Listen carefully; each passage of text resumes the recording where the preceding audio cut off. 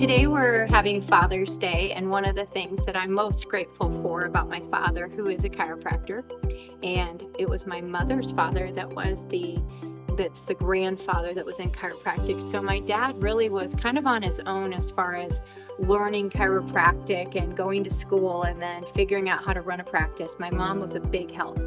And so one of the things that I remember that is one of my favorite stories is my dad, one Saturday, he would always wake me up early and we would go, "Oh, Dad, let us sleep." So as teenagers, he'd be like, "Rise and shine." If he was up, everybody got up. So he would wake me up and say, "Will you go and make me one of those great eggs?" Because he loved breakfast, always loves to eat, and enjoys anybody who ever makes him a meal. So anyway, and he would say that's absolutely true. So he would wake me up and ask me to make him eggs and toast and things like that, and I would do it because I wanted to please him. I was always a pleaser, and that just made his day. But anyway, one of those Saturdays after he woke me up to make him an egg, he asked if I wanted to get ready and come to work with him, and I think I rode along. I always tagged along when he went to his farms to like look at stuff, or whenever I could take a drive with him, because he's an introvert and he externally processes like I do. Like, so when he's going through something, the one or two people closest to us, my daughter often has to hear about it. I feel bad for her, but whoever's closest to us, even though I introvert a lot privately, in my private time, I'm more ambivert or introverted more than extroverted. But the one or two people close to me, when I'm upset about something, I'll externally process. So one of the things I found with my dad, who is actually a very quiet man, and you can't get a lot out of him if he doesn't want to talk to you, but if you hang around him and you ride along, like on a farm, like road trip to the farm and back, he'll start telling you all this information about life and about what he's thinking about and what he's concerned about and what he's thinking about doing. And he starts to tell you like his mindset of how he's going to build this, or he's thinking about doing that, or over here he's going to make a decision like that. And so as I stuck close to him and he externally processed, I got to find out how his mind worked. And he's quite a generative man. He raced race cars and has tons of trophies to show for it.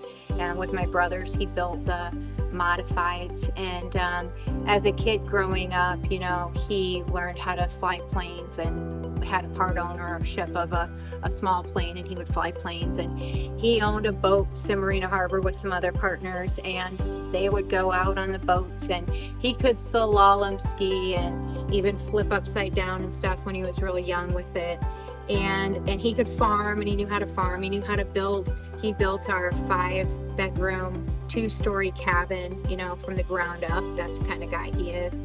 And so he can do a lot of stuff, in other words. And he's a doctor, and he's a chiropractor, and he's a businessman. And so he just is one of those master of many things. And it's very intimidating to have him as a father, I think, for my brothers. For me, it was just intriguing to see this multi-talented person with, like my mom always said, a lot of drive, and I have that same amount of drive. So anyway, one thing I would say about him is one of those mornings when I was making him eggs, he talked me into going to the office with him. And then he put me at the front desk on a Saturday, because he used to work Saturdays just to, provide for our family, and just he was a hardworking guy. And I was at the front in the office, and then the phone rang, and it's like, "What do I do?" And he said, "Answer it." And then he just left me there. He said, "You'll figure it out. Check these people in and out. You'll do fine." And so I had my first experience of like the terror of the front desk. And I was showing my daughter today with a patient. It's Memorial Day. I was showing her how I put on pads as a 13 or 14-year-old for interferential. And I was showing her because that patient, I said, I remember the first time I had to touch someone's back, because I'm not a touchy-feely person. I don't even like to be hugged and stuff, but I will hug my patients, and I'll, give them a squeeze if they need it, because sometimes people just need hugs. But I'm not that type of person by nature. I'd rather actually not be touched or to not have to touch other people. But I am. I've overcome that in chiropractic. But anyway, so I sat at the front, and some of my fondest memories are going to work with him, because then he started taking me to work all the time. And he would take me back in the rooms with patients, and he would tell me, "This is Sally Jones, and Sally Jones has this and this and this, and here's the x-rays." And he would show me how he adjusted and show me about again, that it's that internal dialogue that he had, that if you tagged around him, you knew exactly what he was thinking. So unfortunately, my brothers weren't always privy to that part. They probably knew about it at the race cars and when he was building motors and their chassis and things like that, or when he was on the construction job site.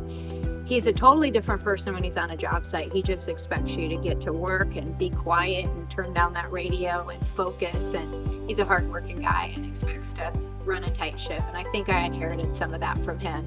So, you know, we all gain from our parents either what to do or what not to do.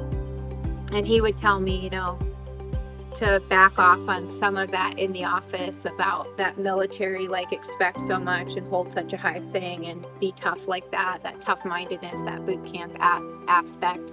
But at the same time, he doesn't realize that it benefited me as a woman to stay strong under pressure, emotionally and mentally, to be tough-mindedness, and also to express the drive so that I could flourish in a male-dominated field and honestly go out and make a name for myself and be able to be an independent woman, which he always trained me to be so I can take care of myself.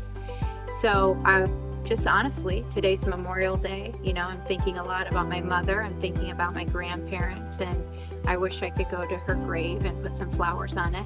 But what I will say is, if you're seeing this and it's Father's Day, you know that I'm just sharing a little bit about my father, the impressions he made upon me, and the good side to that military training and that dogmatic kind of right is right, wrong is wrong, take an order, do what you're told to do, obey, be respectful of authority, and also realize that you'll only come into authority if you've earned the right. So on that note, I'm going to sign off and say thanks, Dad.